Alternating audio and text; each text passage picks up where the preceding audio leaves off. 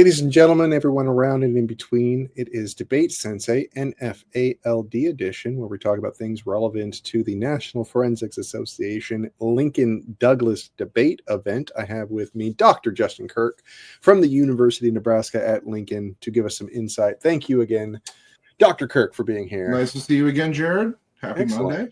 I guess All right. people will be watching this later in the week, but yeah, here to talk about some more tournament results. Yeah.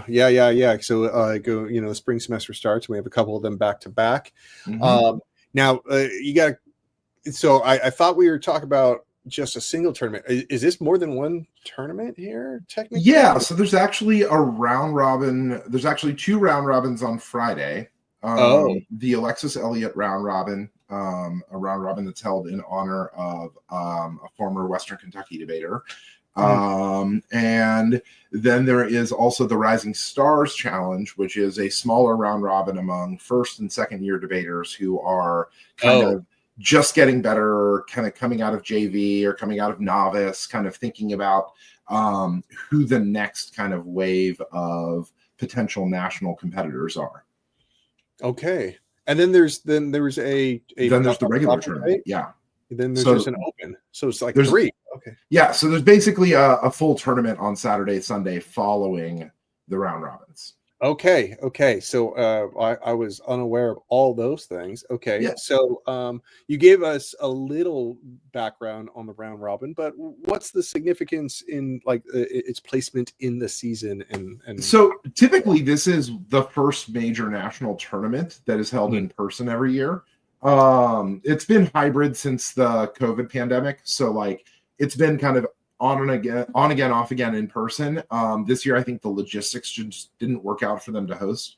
So they moved it to the spring, and given that it's mid-February and it's the Midwest, I think most people opted to stay online. So it was basically an online round robin and an online tournament. And yeah, it normally happens in the fall, which means it's usually based on kind of the past season's performance. How deep did you go at NFA? Invites are usually sent out in early September. So you have a few weeks to prepare. And the difference this year is you've kind of got a season worth of data to kind of pick amongst who you would like to participate in this kind of showcase tournament. Okay. So invites were sent out about a month ago. And then we got pairings for the tournament, I think, on Tuesday before the tournament. So we knew who we were debating and what side we would be about 3 days in advance. Okay. And spent a good amount of time preparing for the tournament, just thinking about those matchups. You didn't see judges until the day of the tournament, but yeah. Okay. And so how does this round robin work? Because I know not all round robins work exactly the same. No, so some round robins are like one pod round robins. So I would think traditionally of things like the Dartmouth or Kentucky round robin, like the Run for the Roses, is it's a pod of 8 teams or 7 teams, and everybody debates everybody. Okay. Right? The way this one works is more like the Pitt round robin or the Rutgers round robin, where you have 2 pods, a smaller number of pods, so you have fewer kind of round robin rounds. You debate 4 times. You debate everybody in your pod, and then the top debater from each pod debates in a final round. Okay. Now, I did notice, now in some round robins, it's one school gets to send a representative, but I'm noticing that there's more than one debater from several schools, including Nebraska-Lincoln. Yeah, I mean, this round robin has traditionally been a way for the schools that are kind of traveling the national circuit to kind of get debates against each other in, because NFA LD has traditionally been kind of split into both regional circuits and a kind of national circuit. This served the function of your first test against your national opponent. So folks from the West Coast, you'll notice Lewis and Clark is here.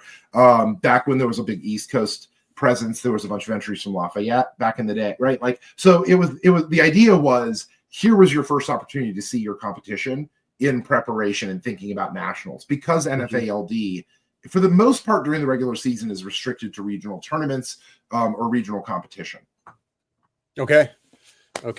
So since we got 3 of these tournaments basically to kind of cover, we're going to briefly go through these ones. It shouldn't take all that long because I'm looking at these prelim records and it's pretty clear. So let's talk about the Rising Stars Challenge first. Let's talk about do that. The young folks. So this is a 3-round tournament between 4 different debaters in each pod, 2 each from Western Kentucky, Truman State, Fullerton, and Nebraska-Lincoln. Okay. And they, instead of having a final round, they took the top 2 from each pod, had them debate each other, and then had a final round. Okay. And so we had a debater in the semifinals, and so did Truman State. And each of us debated a debater from Western Kentucky, and were unsuccessful in preventing the finals closeout in the Rising Stars. Oh, okay. Yeah, and I think everybody who was in semifinals won at least 2 debates in their pod. And then the 4 debaters who did not make semifinals only won 1 debate in their pod. All right. So 2 out of 3, very good. Congratulations, Western Kentucky, on a closeout for the Rising Stars Challenge. I would like to make a special shout out to Gabrielle Smith from Fullerton, though, who, despite not clearing, was the top speaker in the Rising Stars Challenge. Wow. Which I think is really indicative of the fact that Gabrielle's probably going to do pretty well at nationals. You know, round robins are hard to prepare for. It's multiple debates against well-prepared opponents with good judges in the back. Like, you never know what's going to happen. Everybody's breaking new things against you. And the fact that she did not clear but was top speaker by nearly a full point is pretty clear indication that, like, she's going to do well in the kind of tournament format that NFA provides. Wow. Very, very nice. So congratulations, Gabrielle. Also, Ben and Sharina for semifinals from Truman and Nebraska, respectively. Yeah. And in Western Kentucky, we have Cole and Amaya. Cole, yeah. They're both of their younger debaters. Cole's been around for a couple of years. I think Amaya's a first year. Both very, very solid debaters from Western Kentucky. I think they're kind of like they show the depth that Western Kentucky's building right now on that squad for the next few years, right? I think Cole and Amia are going to be kind of in a position where they're taking over the top spot here in a few years. So right. So even though it's a round robin, they still just treat it like a closeout, huh? Mm-hmm. Okay. Yep. All right. Well, let's take a look at the Alexis Elliott Memorial Round Robin. All right. Yeah. This one's a little bit different in that there's 5 debaters in each pod. Each debate you rotate kind of who's got a round off in the pod. And then you have 2 head-to-head matchups each round with 2 judges instead of 1. Oh, 2 in each round? I love that. Yes, there's 2 judges in each round. So basically you have 3 options. You can win the round with 2 ballots. You can split the round with 1-1s, or you can lose the round on an 0-2. Got it. And early on in the tournament, after round 1, you'll notice that 3 of the 4 decisions in round 1 were splits. Oh, okay. And so that's the tournament started off at a pretty even pace. And then pretty quickly, rounds 2 and 3 of the 8 rounds that happened in the next 2 rounds, only one of them was a split. Got it. Right. And so very quickly you saw the kind of the separation between the debaters who were more likely to make the finals and the ones who were less likely. Right. I think in round 3, Sage won on a 2-0 versus Quinn Largent, and that put Sage at 4 or 5 ballots, which was sufficient to get them into finals. They did end up winning round 5 against our debater, Zachary Wallenberg. But 5 was sufficient to get them in. They ended up with 7. Wow. Same is true with Ray, but Ray and Grant were tied with 5 ballots going into that 5th round. Okay. So that debate between Grant McKeever and Ray Fournier kind of functioned as a semifinal debate, if you will. Had they split, I think the decision would have been made on speaker points.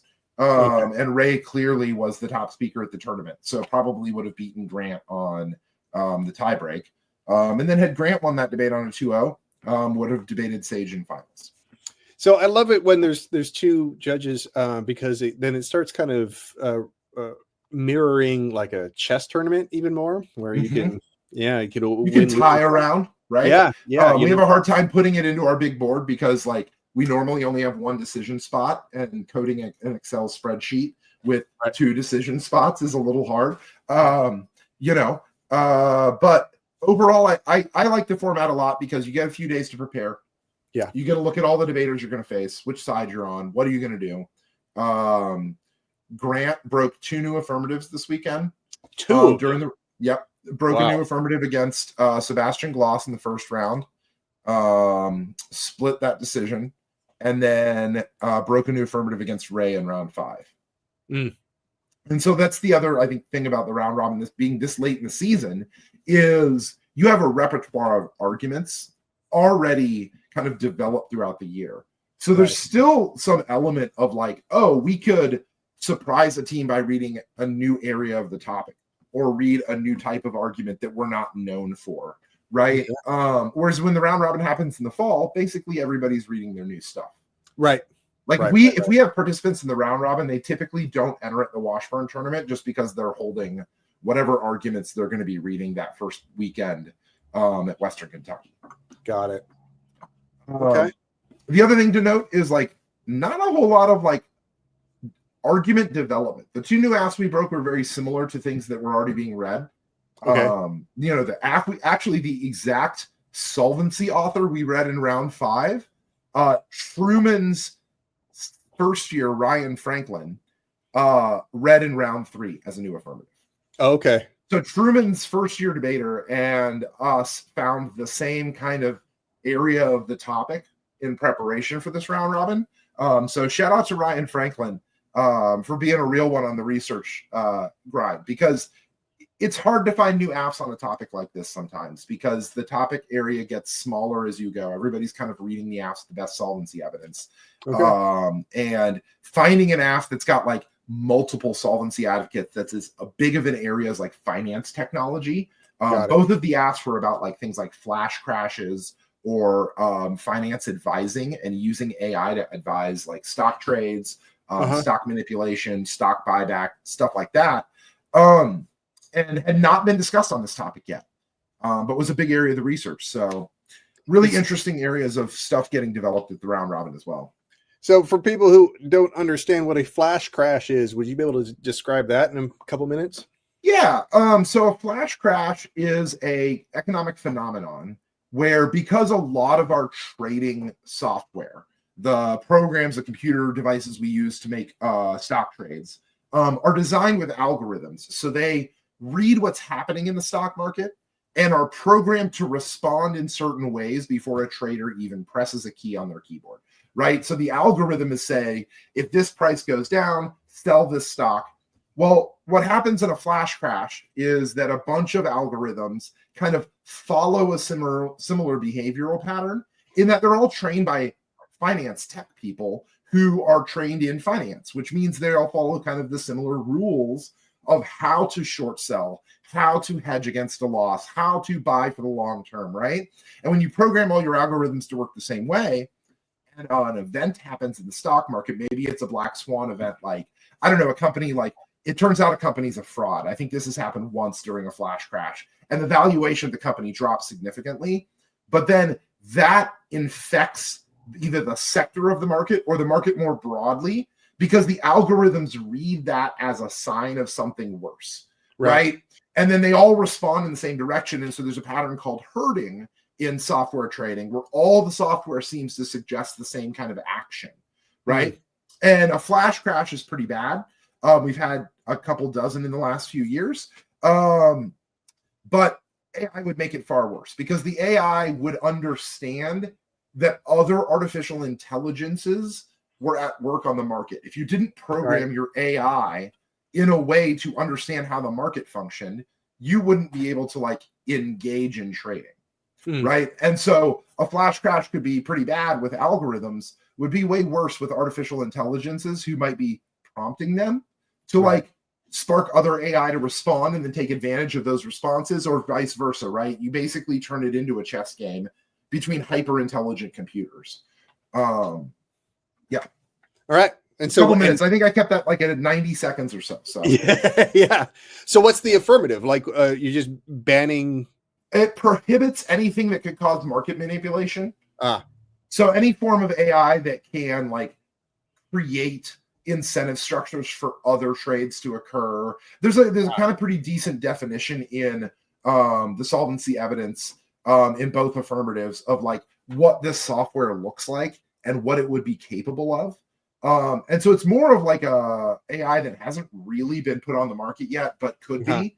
But people are starting to write about it because they kind of start to see the like kind of tentacles of AI reaching into finance in a lot of different ways through things like credit approvals or bank loans or housing decisions, things like that, which are areas of the topic that other people have been reading affirmatives on, right? Like they've been reading like kind of asks about discrimination in hiring or in home loan decision making, things like that. But this was kind of a largely untapped financial services or financial technology sector that AI is starting to change in a significant way.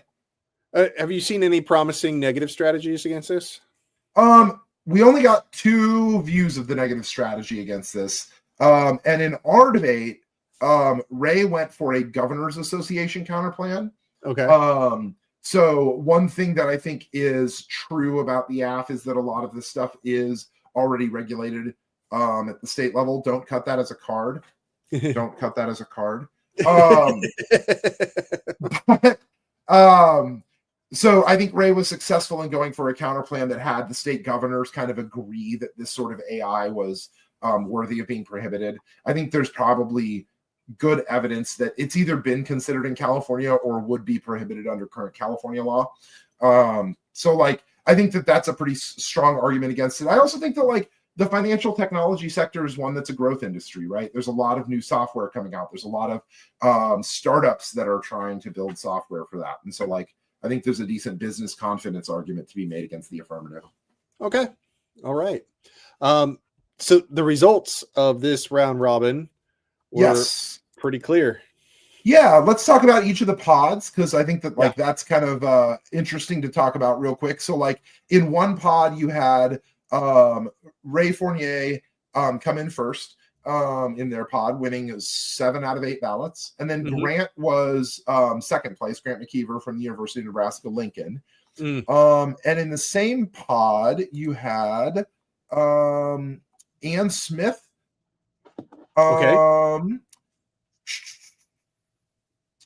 You had Sebastian Gloss, and you had Taylor Tate.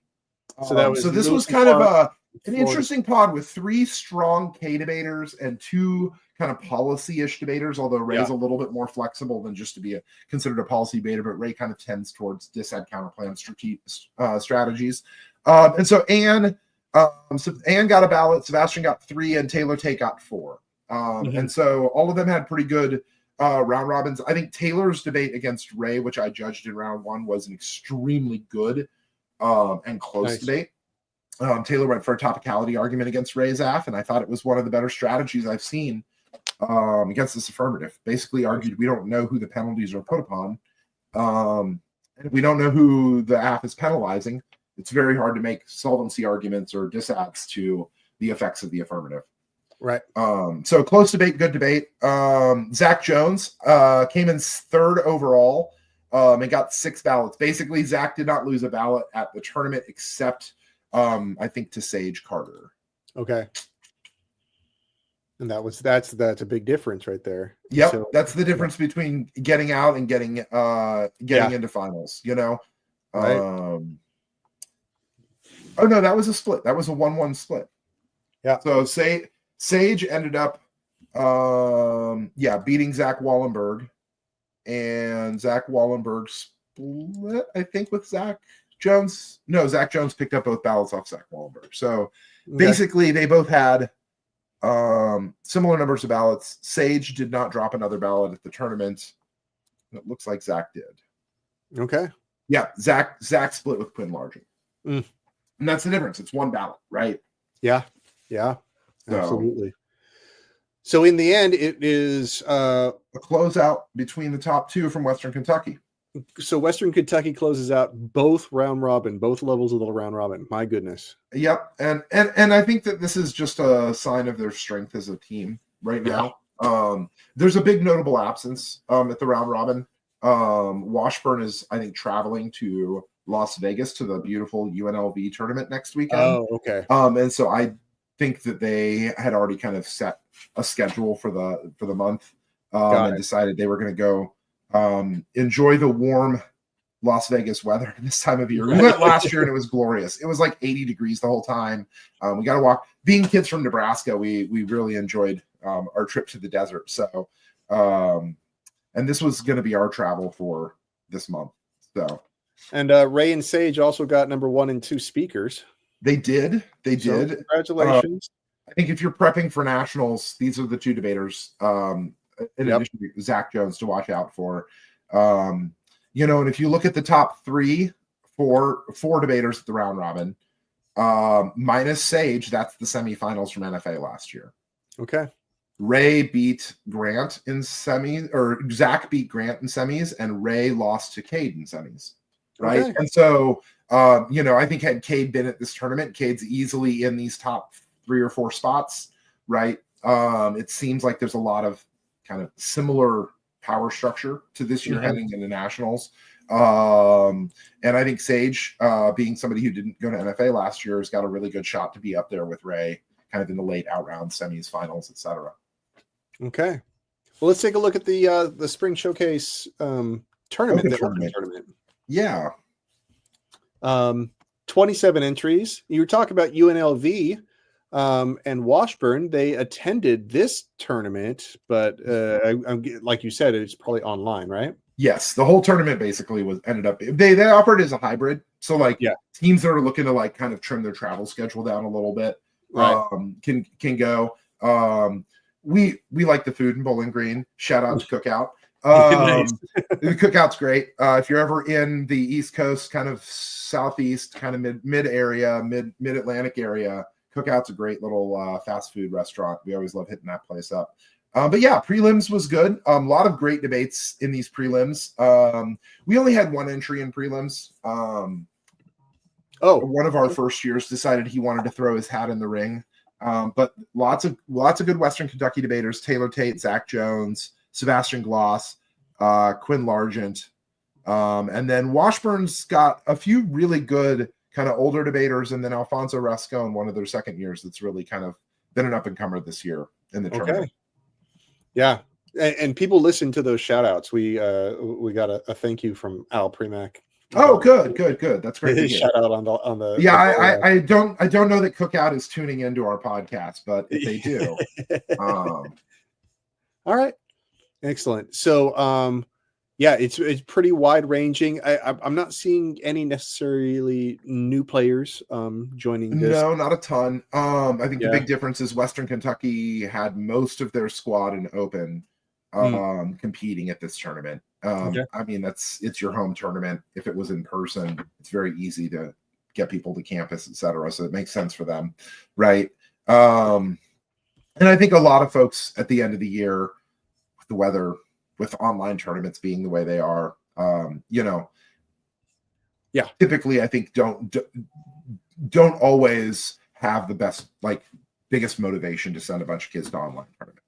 I know that ours kind of dropped off when everybody found out that most everybody was going to be at this tournament online. So one thing I would like to say kind of generally as we move forward into future conversations about the circuit and things like that with coaches is I think this is a big issue going forward that we'll have to talk about as directors is how to kind of resolve the kind of online in-person balance. Cause it seems like there's a lot of an imbalance this year.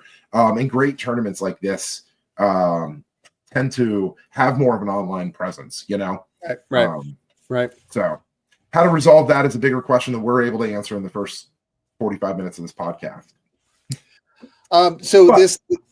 This open tournament has all 3 divisions. It looks like novice and junior had a smaller, but still kind of like smaller round robin style divisions. The novice division was kind of pretty big Fullerton presence in the novice division. Nice. And looking at the bracket, it looks like Actually, Allison Rieger from Kansas City, Kansas Community College ended up running the gauntlet, defeated the 5 seed, the 1 seed, and the 6 seed on their way to finals. So, yeah, and defeated Western Kentucky, which I think, if I'm not mistaken,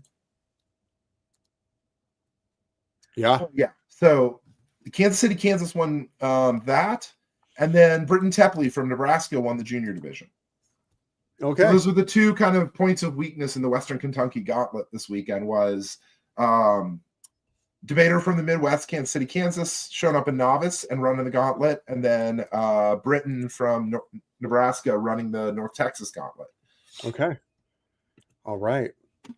As far as the open bracket goes, we had 9 people advance to a. Whoa, that is just one. Okay, so there's only one octafinal round. So typically you either break half or you break all winning records. And so like a tournament discretion, I think. I don't know. I didn't look at the records, but I think this is all winning records. I think they broke all 9 people who had a winning record at the tournament. Right. Let's see. Results, prelim records. So 1, 2, 3, 4, 5. Yeah, they broke everybody with a winning record. Everybody who got 4 wins got to clear. And it was dominated by Western Kentucky. Absolutely. I think this is kind of the sign of the strength of this team. Holy crap! There's 6 of them in octafinals. 7 of them. Leaving the lonely Taylor Tate and Zach Jones to run the absolute gauntlet of Western Kentucky debaters. Oh my God. And you'll notice that this tournament in particular, both Taylor and Zach are on the 1 seed bracket, which means they both have to get through one of the top 2 debaters in the country, Ray Fournier, to make it to finals, and neither of them did. Both won their debates to get to the Ray debate, but both lost their debates against Ray. There was only almost a closeout in quarters. Now that is amazing. Again, sign of the strength of this team. And I think even if you have a lot more competition there, and there's a lot of like let's say this pool's twice the size, right? Those 7 debaters from Western Kentucky are still making octos or double octos, right? I think that like it's kind of interesting to think about this at a national tournament size, right? Where you've got 80 or 90 entries and you're going to clear 32 teams. I think the chances that any of those 7 debaters don't clear is pretty low, right? So if you're starting to count off how many of those 32 are coming from my squad, Western Kentucky's probably getting 7 or 8. They almost do every year. Washburn's probably getting 6 or 7, maybe more. They've got a lot of good novices that could show up this year. And so that is something to consider as a coach, is like, wow, these squads really have a bunch of debaters doing well in a division that's going to make them hard to beat, both kind of individually, right? Because when you've got 7 entries in a tournament, like one of the things that I recognize as a coach coming into NFA was if you clear a bunch of people in a bracket at nationals, you get debates off. You get 3 hours to prep your next opponent. You got to go watch the debate they're in, right? And that gives you such an advantage when you're not competing round to round to round to try and win debates, but instead get to walk over your teammates. And so that really gave Missouri State an advantage in the past. It's given Western Kentucky an advantage. It gave Washburn an advantage last year, right? Not having to debate until quarterfinals is a huge advantage. So I think that like that's something to think about moving forward when we head towards NFA is that gives their team a really good strength, both individually as they move through the tournament, but as sweepstakes competitors as well.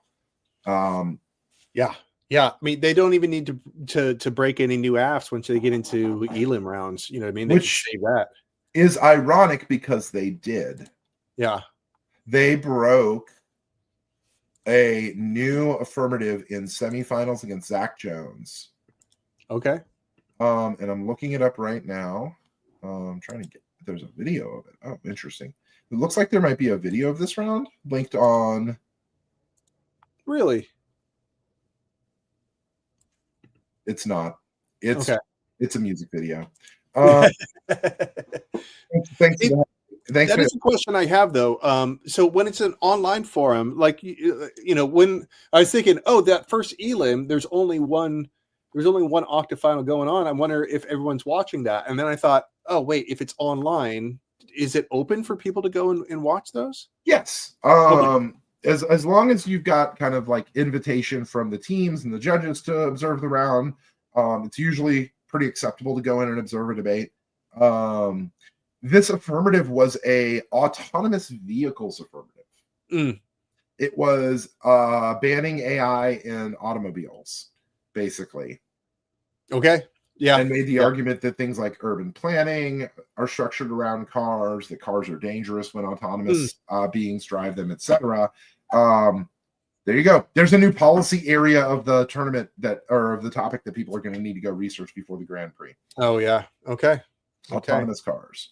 Well, in the end, it is again Ray that takes the top spot by being the top speaker and being the top seed and defeating basically the only other two non-Western Kentucky opponents at this tournament, Taylor Tate and Zach Jones, right? Right.